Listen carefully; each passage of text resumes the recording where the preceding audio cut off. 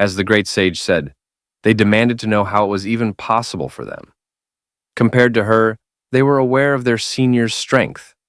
However, she explained that before becoming a great emperor, she had been invincible in her realm. She deliberately suppressed her own power to their level, assuring them that she wouldn't take advantage of their weakness. Hearing these warnings from their senior, they grew serious. They believed that if their senior suppressed her power to their level, they might have a chance against her. Despite this newfound confidence, she emphasized that hesitation or distraction would lead to failure and defeat. Ning Tian had a different perspective. He told her that decisiveness didn't guarantee victory. Meanwhile, an attention-seeking individual stepped forward, paying respect to her. He introduced himself as Lu Kun, a peak cultivator of the Sky King realm, and expressed his desire to fight her.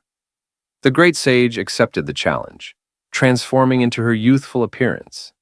She reminded them that suppressing her power didn't mean they should underestimate her. Ning Tian questioned why he was only at the 4-star Earth King realm, while their great sage had already reached the peak of the Sky King realm. His system explained that age wasn't the sole factor. It asked if he had ever seen anyone cross 4 realms in just a few months, from a 1-star warrior realm to a 4-star Earth King realm. Ning Tian realized the system was referring to his own rapid progress. The battle began, and Lu Kun made the first move, approaching the great sage. However, his attack was ineffective, and she easily evaded it. With a swift counterattack, she left him coughing up blood and defeated, unconscious on the ground. Seeing this, they were shocked and amazed. Commentary spread that their great sage had effortlessly killed a master of the same realm with just one blow. The assertion that she was invincible within the realm was no exaggeration. Meanwhile, Ning Tian pondered the realm's Tao. He hadn't expected their third great sage to have already reached such mastery at the Sky King realm. It seemed Ning Tian had underestimated her, realizing he had a long way to go to become stronger. The great sage asked who would be next, and the 4 of them worriedly sweated. They hadn't anticipated their young great sage's immense power. One of the guys panicked, claiming there was no way he could face her, and that he would surely die. However, Ning Tian was different. With confidence and seriousness, he volunteered to fight her. She became excited, laughing and saying she had been waiting for this moment. As she approached Ning Tian, she launched a powerful palm strike. Observers noted that her attack was exceptionally strong for an Earth King realm cultivator, wondering if even a patriarch could handle it. Ning Tian stood his ground, releasing his guzheng instrument. He declared that despite her reputation as invincible within the realm, she couldn't surpass him. The two clashed, showcasing their wild power. Ning Tian activated his sound-breaking art, surprising the great sage. She asked if Yaoqi's sound-breaking art also had a spiritual effect. Our boy's system popped up, revealing that he was shocked by the third great sage. He had earned the ultimate killing sound array, and his 10-fold comprehension had been activated. After completing the comprehension, his senior remarked that his skills and capabilities were interesting. She had long been able to defeat opponents with a single strike, so she hadn't expected him to require a second blow. As she prepared to attack him, Ning Tian readied himself as well, activating his ultimate killing sound array. Laughing, he admitted he hadn't anticipated it either, but he released the powerful sound attack. The great sage staggered back from the force of the sound assault. She wondered how Ning Tian had learned the martial arts skill she had created at the Immortal Emperor realm. Without wasting time, Ning Tian attacked once again, directing his spiritual energy to suppress her spirit. The suppression succeeded, leaving the great sage injured and powerless due to Ning Tian's intervention. In the blink of an eye, Ning Tian stood beside her, teasing that he had come to end her. However, our boy was startled, and the great sage asked what he was doing, blushing and embarrassed. Addressing him as a little brat, our boy revealed that he had long wanted to defeat her. He playfully asked if it was fun to play tricks on others. The unexpected turn of events surprised the 3 observers, who cheered for Ning Tian, calling him fierce and vigorous. But just as it seemed the great sage would break free from the suppression, she declared that he was now dead and slapped him. Ning Tian was sent flying into the ground. Concerned, they asked if he was okay. As he responded, coughing, our boy demanded fairness from the great sage. He pointed out that hitting someone in the face was unfair, fearing he might get disfigured. The others seemed stunned. The great sage asked if he had some top-quality face protection, given that she had punched him with all her might. Surprisingly, his face remained unharmed. Our boy wondered if his title had something to do with it and asked his system. The system confirmed that there was a slight defense mechanism. With confidence, our boy declared that being invincible meant having a face. He sought confirmation that he had won their duel. The great sage laughed, a smirking smile on her face. Suddenly, the ground shook, resembling an earthquake. But it wasn't natural. The great sage lifted Ning Tian into the air. The onlookers worried for him. As the great sage disappeared, she revealed that her legacy had finally ended, passing on to her successor. As two of them disappeared, our boy was transported into the great emperor's inheritance space, which he did not expect. As you can see, there are a lot of space bubbles floating there, serving as entrances and exits. As he landed, the great sage also entered through the bubble space, stating while approaching Ning Tian that he was a clever boy. The great sage seemed happy, and did not forget how our boy had spanked her moments ago. Joking aside, she said to him that the circles of bubbles floating around, including the one in her hand, were spheres containing her inheritance and all her life's hard work. She mentioned that whoever received her inheritance would be lucky. Hearing this, our boy seemed excited and jokingly asked her if her inheritance could help him soar up into the sky. She did not expect her inheritor to be such an idiot brat, saying it wasn't free. It required hard labor. In short, hard work, and depended on the person's luck, she said. Our boy became serious, respectfully asking if he could directly reach the immortal emperor realm. But the great sage replied with embarrassment that it was not possible. Not giving up, our boy asked more with hope in his eyes if her inheritance would make him a celestial. Again, she said it was not possible.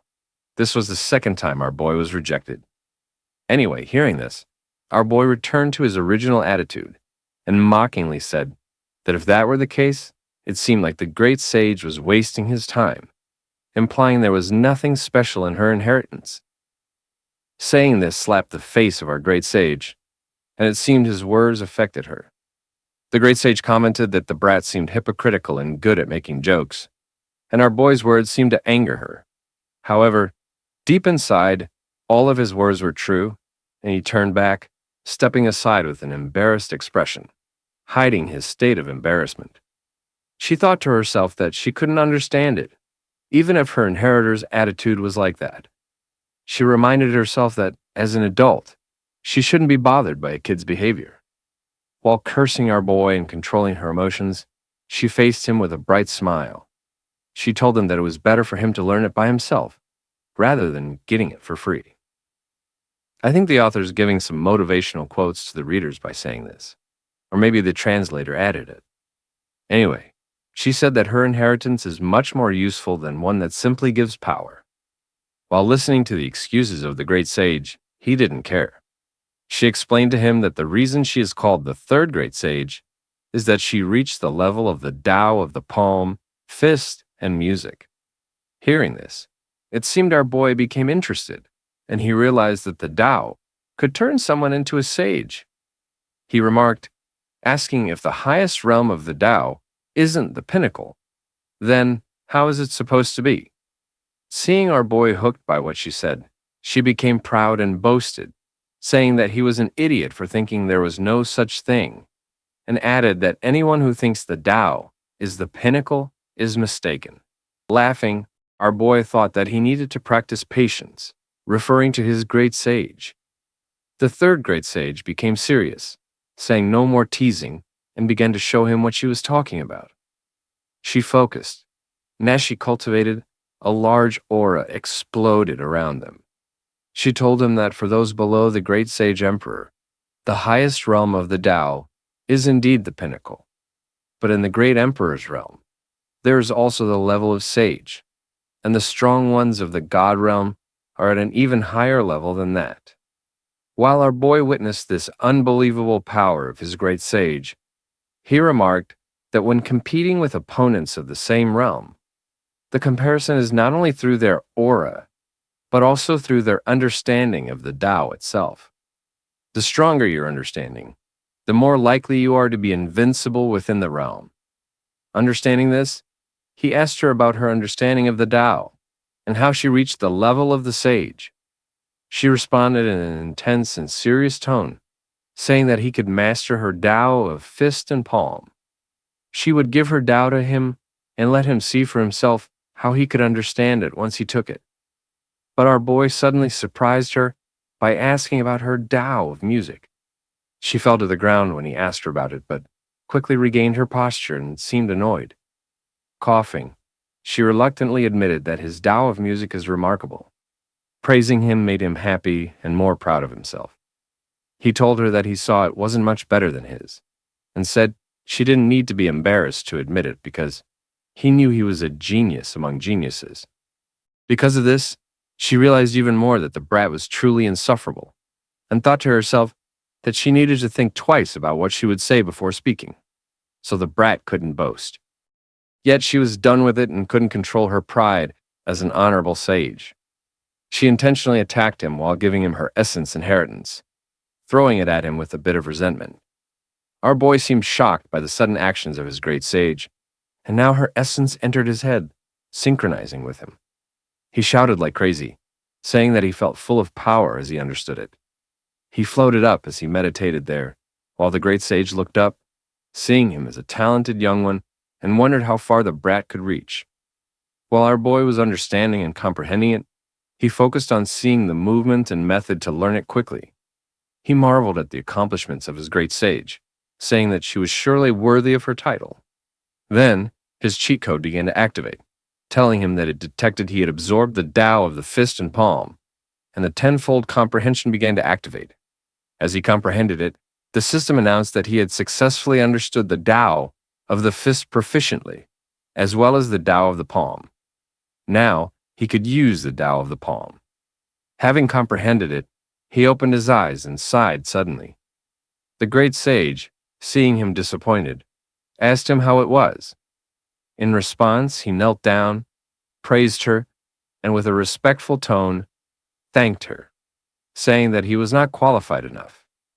She seemed happy and laughed, telling him it was okay, and noting that it hadn't even been half an hour.